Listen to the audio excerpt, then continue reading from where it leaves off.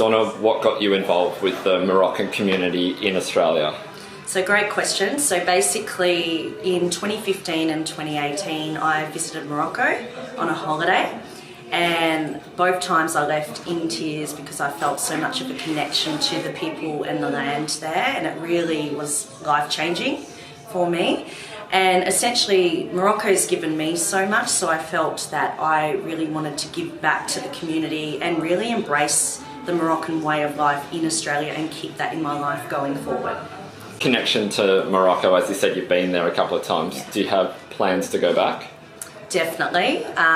In the future, I really hope to do some volunteering in the community, especially in the Atlas Mountains with the Berber tribes. I'm really inspired by the Berber people, or Amazigh people, and essentially I really see myself eventually retiring there. I feel so at home, so at peace when I'm there, and yeah, I really love it. Awesome. Is it that you think football and Morocco go so well together because they're playing at the World Cup here? It's one of the first times they've been in Australia, I reckon. So how do you think that happens? So from my perspective, like travelling around Morocco, you see it everywhere. Like the children, there's no iPads there. The kids are playing within the riads, kicking the ball, and that's how you actually get to know the locals as well. So it's a huge part of their culture and ingrained in life. And obviously with the World Cup that's just passed in Qatar as well, Morocco's actually gone and put a huge amount of dollars into investing into the future of the sport. And we couldn't be prouder, to be honest. Like I said to you, I see myself as Moroccan at heart.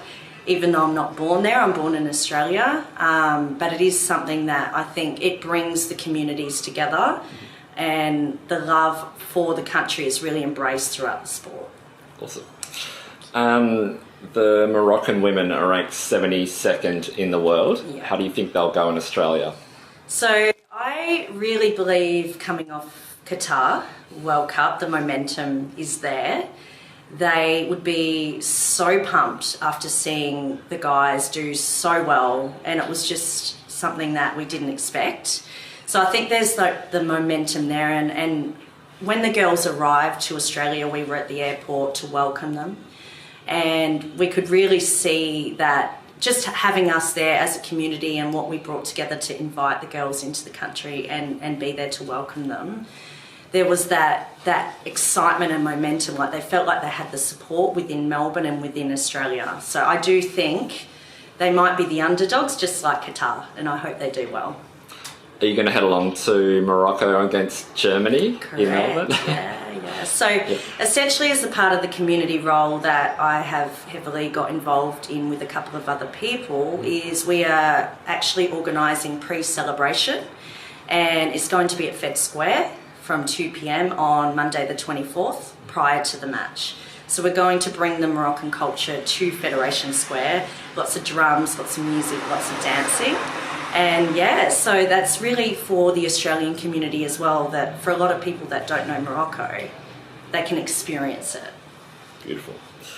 Football in Australia is not like the number one sport, but do you think having a World Cup here will help a lot of young boys and young girls pick up the game? Definitely.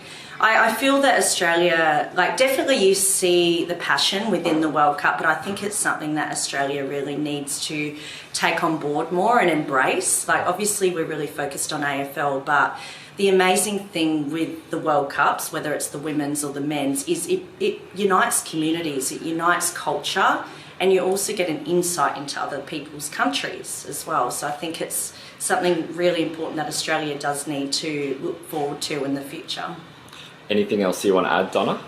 I'd just like to thank you so much for having me today. Obviously, I'm not Moroccan by birth by any means, but it's really this last few weeks with the lead up to the FIFA Women's World Cup, it's just been a very rewarding and a heart-fulfilling time for me. So, yeah, I just want to say, Dima Maghreb.